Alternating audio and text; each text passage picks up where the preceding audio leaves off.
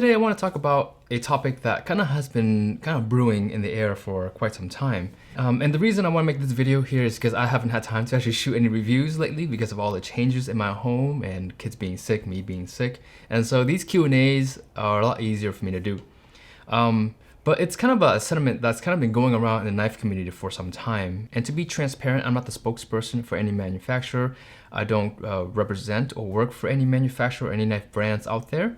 And so I just want to make that very clear. But doing what I do, I've got a very small but growing YouTube channel. I get contacted from brands from around the world, brand managers, marketing managers, large e-commerce sites, knife manufacturers, whetstone manufacturers on a daily basis. So when that happens, they typically will send me a couple of emails. We may do some exchanges, and then we'll eventually hop on a call at some point. Now, keep in mind, I'm talking to people in Germany, Japan, China, South America, Canada, and even Australia. And from these conversations, I'm able to piece together a very broad understanding of the knife market in general. But there is one sentiment that is floating around that is kind of like somewhat agreed upon from all these different people, is that Chinese knives or Chinese cutlery are overtaking the market. And so that's what this video is all about, is kind of my take on this topic and whether or not I agree with these people.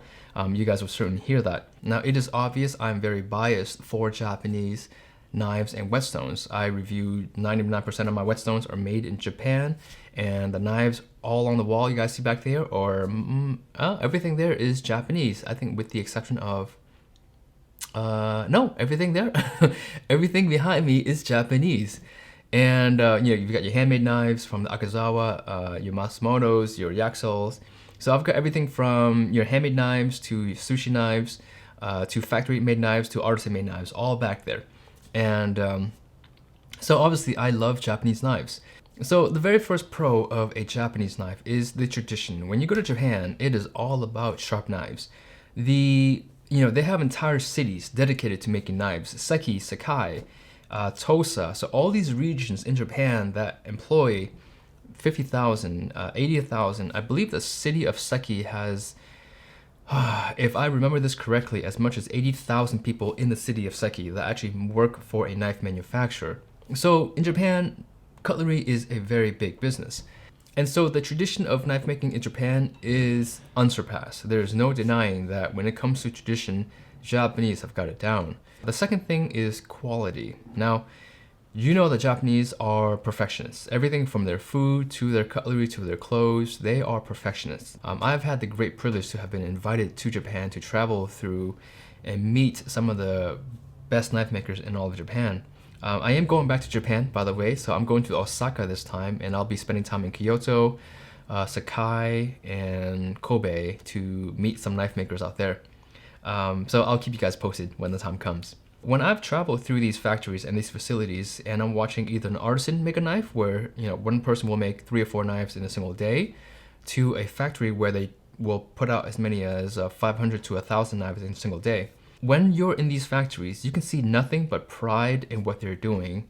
And that to me is one of the most amazing things when I was there. And these people are just in love with what they do.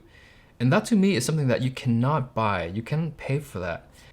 Yeah, passion. Let's just use the word passion because I don't think there's any other word to describe it, or that work ethic, in Japanese knives. I think that is, to me, that is already putting Japanese knives at a much different tier than some of the other knives that we're talking about. And another thing that really stood out to me is that Japanese knife manufacturers tend to perfect a certain steel or a very specific number of steels that they want to make their knives with.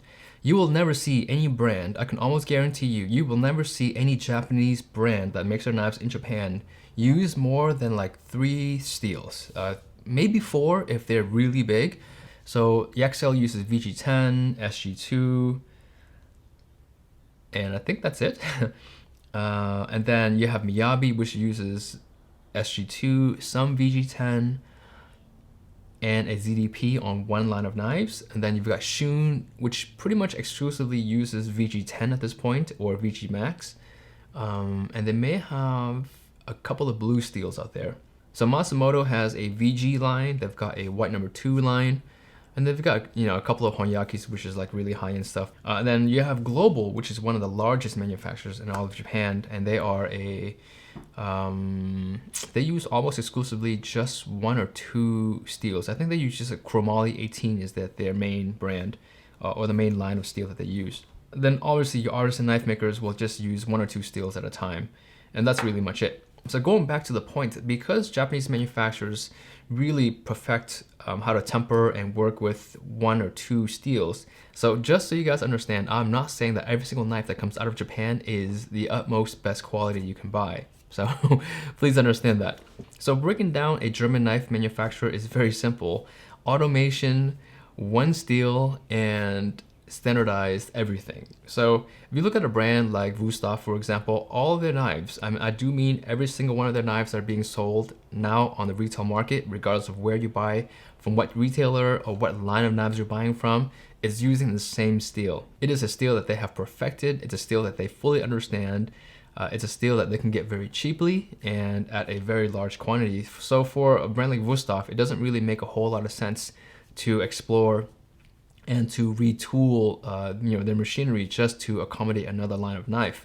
It's either the Epicure or the Epicurean line. That's pretty much the only line of knives that has a different chef knife shape. Everything else is exactly the same. So the handles that you find on the Icon, they change the materials around for a couple of their different lines. And then you have the handles from the Epicure line and then the Classic line. So they have 3 handles, 3 handle shapes with different materials, and that's it. That makes it very easy to manufacture, very easy to source, and they know exactly what they can do. They have everything down to a science. They basically know exactly how many grams of steel they need for a single knife. Customers who buy Wusthof knives know exactly what they're getting, whether they're buying a knife that was made today, 10 years ago, or maybe in 10 years later, they'll know that it's going to be pretty much the same knife. So that's great. A really quick comment that somebody talked about one day. They said that Wusthof charges so much money for their knives because they pay everyone a fair wage that works for them.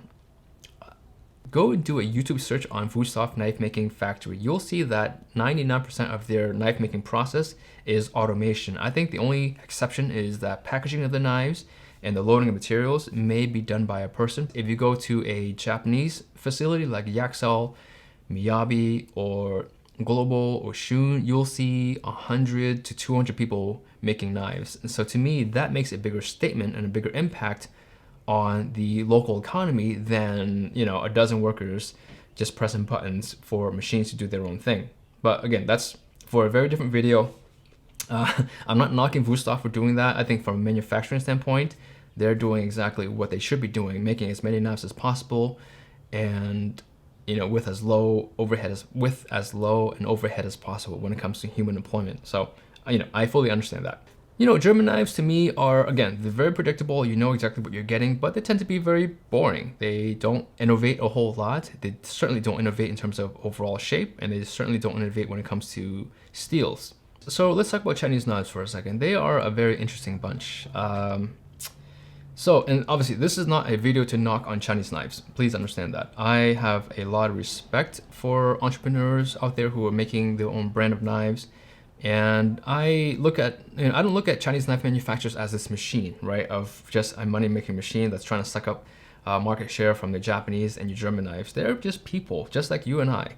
And they're people trying to earn a living. And they have found a way to make knives very affordable. Whether or not they pay their employees fair wages, that's something I cannot speak about because I'm not there. I don't know that part of the industry. But let's talk about the things that make Chinese knives very aggressive and very appealing. First off, Chinese knife manufacturers are very adaptive. They are constantly making adjustments to their tooling, to their pricing, to their production purchasing, to their materials purchasing. They are always changing and they're always very fluid when it comes to meeting the demands of the market. Now, in case you guys are not aware, Chinese-made knives have been on the market for decades. Do not be fooled. German manufacturers certainly use Chinese knives a lot. Brands like Wusthof, Zwilling, and Cuisinart, and any brand you guys find in the US retailer or in the Western retailer have entire line of knives made by Chinese manufacturers that are rebranded as Willing and Wusthof and Cuisinart. And so really in the last 5 years, you've seen a massive influx and proliferation of Chinese made knives that are not being sold under the German brands. And so what they've done is open up their doors to entrepreneurs from Canada, US, Brazil, Australia, wherever, you name it. And so they do what they do best, make lots and lots of knives. And they let the entrepreneurs from these countries do their own marketing, do their own, branding efforts, and they just simply produce as many knives as possible. And so Chinese knife manufacturers are extremely fast and adaptive. They just make as many knives as possible, and they are simply changing what they need to based on their customers' needs. And this third thing is probably the most, I would say, incredible way that Chinese knives are being made. They have no limit on production. Now, if you could visit a site like Alibaba, you might visit a knife manufacturer site, they may say a limit of like 30,000 knives a month or 50,000 knives a month or 100,000 knives a month. When a Chinese manufacturer says, my capacity or our capacity is 100,000 knives, that's just saying right now, that's what we can produce. But if you came to us and said we want to order 200,000 knives, they will find a way to make 200,000 knives and sell it to you. A Japanese manufacturer, on the other hand, may have a capacity of 10,000 knives a month or maybe 50,000 knives a month. But when you go to them and say, I want to order 100,000 knives, they freeze, they lock up. They say our capacity is 50,000 knives. We can't go beyond that. As a matter of fact, if their capacity is 50,000 knives and you ordered 50,000 knives, you're probably going to get 30,000 knives or maybe 40,000 knives if you're lucky on time. Now, there are many reasons why Chinese companies are able to expand very quickly. Labor is cheap. Japanese labor is expensive, and they want their laborers to be perfectionists and also to be experts in what they do. So when a Japanese company wants to hire a craftsman, it's not so much the pay that's a problem, it's the ability to find the right person for the job. On the Chinese manufacturing front, they basically will just train you on the job, and that's all. And because of that one very specific and very crucial differences in labor ability, you'll find that Japanese knives for the same price will be a much higher quality than your Chinese knives. And I'm not saying that that's true across every single knife, but I'm saying if you took 10 Japanese knives from 10 different manufacturers and 10 Chinese knives from 10 different Chinese manufacturers, I would say that 9 out of 10 knives on the Japanese side will be better built and better made than the Chinese knives. Again, that's not a fact, it's just based on what I've seen here and what I've been doing for the last few years on my channel. This is not publicized anywhere, but I've spoken to the president and the chairman of the folks over at Takaful, and the SG2 steel that we have today, so the very famous steel that's heat treated to 63 to even a 64 on some cases used by Miyabi, Shuns, and Yaxel, the big three. This version, the current version of SG2 steel is about 40 years old. Okay, so get that for a second. I'm quoting the current president of Takaful Steel Company right now. He says that I hope in my lifetime that I will be able to release my version of my super steel. This is no joke. Over a sit-down meal, the president and I had a chance to sit down and talk, and I'm asking him about different steels that he's making, about the current state of VG10, SG2, and so he gave me the information on VG10, SG2, and VG Max, by the way. So if you guys are curious about VG Max and VG10, let me know in the comments. I will do a video for that because that is a very interesting topic. He literally said, I have a steel that I've been developing and that I hope to release it within my lifetime as being president of the Takaful Steel Company. And he is in his 40s, so he's hoping that by the time he's 60 or before he retires, that his own steel would be released. That to me is shocking. Obviously it's shocking, but when I heard that, it was amazing to hear, because here I am thinking that these steel companies can pump out steel, every couple of years. They can kind of just revise a couple of things and add a couple of different compounds and different elements and just make a whole new steel. But for them, a steel has to be perfect. So that's part of why I find Japanese knife making and Japanese knife making culture so fascinating, because they are such perfectionists that they will not risk their reputation for a quick buck. So I think there are 4 classes of knife buyers out there, and here's what I think they are. Again, this is just my personal opinion. If you feel differently about it, that's fine. But I think you have your low-end knife buyers, okay? So I'm not saying that they're poor. These people are just simply people who can't afford or don't want to afford knives that are more than, let's say, $30 or $40. Working chefs that just want to have a knife that works, or people who just don't care to have very expensive knives. That's fine. That's just the market that they're in. So your low-end knife buyers will almost always buy your Chinese-made knives just because of the cost. You have your mid-tier buyers, so you have your knives in the $60 range up to, let's say, $150. And these people are always researching knives. These are people who are what I would call knife enthusiasts and people who are willing to spend more money on a knife. Then you have your $150 and above knife buyers. So these are high-end knives. Anything over $150 is very high-end. Some people consider anything over $70 is high-end. I consider anything over $150 high-end. These people know exactly what they want to buy. They've researched everything there is to research. They sharpen their own knives. Your high-end knife buyers over $150, I think, unless they've been fooled to buying a Chinese knife, I think that they'll stick with the Germans and the Japanese knives. They're not going to be the ones who are going to be fooled by fancy marketing. They're not going to be the ones who are fooled by, a YouTube celebrity saying that you should buy this Chinese-made knife. They know exactly what they want. And then your fourth and final knife buyer are your custom knife buyers. These buyers will spend whatever it takes to get the knife that they want. So people will pay, $30,000 for a Kramer because it's a collector's knife, or they will pay $2,000 for a sushi knife that they may never use to hang on their kitchen wall. And that's fine. I mean, these people know exactly what they want. They will never buy a Chinese-made knife. At least I don't think so. So a combination of different things have allowed Chinese knives to really proliferate. And, marketing strategies aside and, pricing strategies aside, they're still making knives. They're making knives to meet the demands of the lower end buyers. And that's where I think they've really got their success, because when you've bought a $30 knife from a brand that you've liked it, you may buy their $70 knife or even their $80 knife or $100 knife. So back to the original question is, do I think Chinese knives are a threat to Japanese knives? At the higher tier level, I don't think so. I don't think people who are willing to spend $200 on a Japanese knife would actually even consider a Chinese knife. Now, there are Chinese knives being made right now claiming that they're being made with tamahagane steel or tagahamane ore, stuff that the samurai swords are made of, and they're being sold for as much as $1,000. And I don't really know if they're selling at all, but I hope they have not sold any. And I hope that anyone who's willing to buy a $1,000 Yanagaba is smart enough to buy a Japanese-made Yanagaba.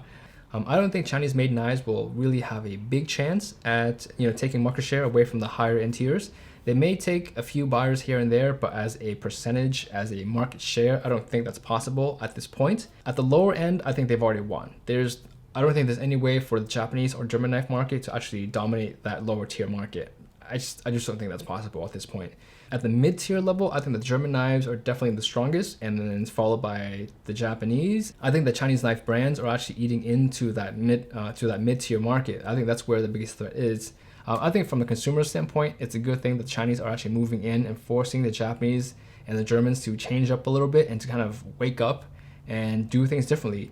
German manufacturers cannot keep making their knives from the same steel over and over, and the Japanese manufacturers need to make more knives at a slightly lower cost. The problem is not competition from the Chinese. The problem is the complacency of the Japanese and German knife manufacturers. That's my opinion, okay? I'm sure I can be wrong, and I'm sure there's many opinions out there that think differently, and that's fine. So let me hear from you. What is a low tier, mid tier, high tier knife? What is that price point you guys think knives should sit in? And also, what can the Japanese and German manufacturers do differently to keep up with the demands of the market? Let me know your opinions. And also, let me know why you guys buy your knives. Do you guys buy knives just because it's functional and it's cost effective? Or do you guys buy knives because of craftsmanship and quality? Or do you guys buy knives because of brand? I certainly want to hear from you, and this would definitely help me get a better understanding of my viewers as well. If you guys like this format of me going very deep into a topic and spending, a good 10-15 minutes exploring a very specific topic, let me know in the comments and I will do more videos like this instead of just doing like a Q&A where I answer 10 questions or whatever like that. But I really like these videos where we sit down and talk very specifically. It really allows me to share what I know and what I have learned over the years of working with different manufacturers and different brands. And I think that's valuable information for you guys as well. Well, thank you guys for being here. We'll catch you in the next video.